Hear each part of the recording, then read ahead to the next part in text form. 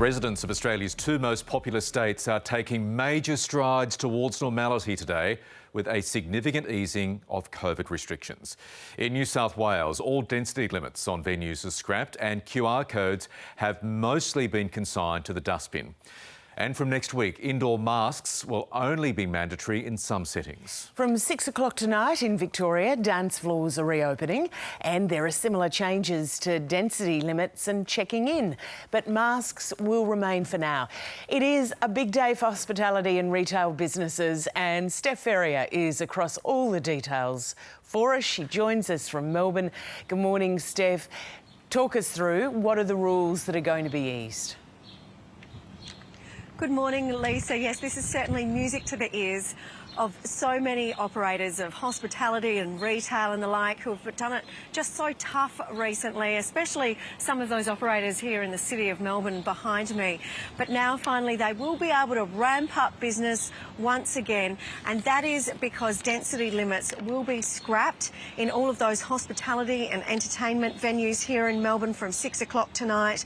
We'll also see QR codes falling away in schools, in some workplaces, and they will only be required for those hospitality and entertainment venues. And dance floors as well will reopen for anybody that wants to get their groove back once again indoors.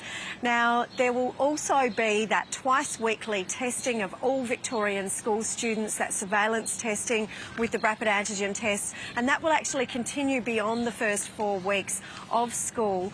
Now, the government has said that so far that first 4 weeks has really shown how successful this program is, because Burnett Institute modelling has shown that this has prevented 21,000 infections spreading through the classrooms, because it has stopped those COVID cases before kids have entered school. So that means that there will be an extra 24 million rapid antigen tests being handed out until the end of term.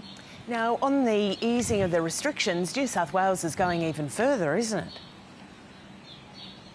Yes, so we've got some really similar rules in both of the most populous states. However, they are beating us to it a little bit more, because what they're going to have is those no QR codes, just like we see in Melbourne, except for the nightclubs and large music festivals and major events. Also, singing and dancing is allowed.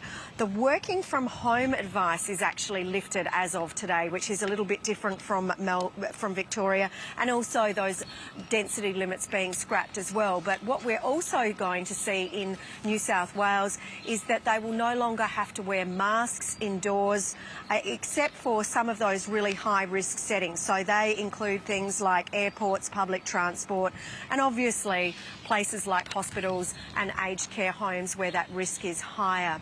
Now, the Premier of Victoria, Daniel Andrews, has said that he wants to stay in lockstep with New South Wales as much as possible, and he has come under criticism from employer groups that say that really not having that mask and the work from home mandate being lifted means that we're seeing that there's still a reticence for people to really get back into it and get into the economy again, and they want to see it happen as soon as possible. The Premier does say that both of those are likely to be lifted at this stage next week, so we'll just have to wait and see on that one here in Victoria. But epidemiologists like Tony Blakely are saying that these easing of restrictions are a really good move, because while we could see a little bit of an uptick and a surge in cases as a result of them, it could potentially increase immunity in the community ahead of that really high-risk winter season.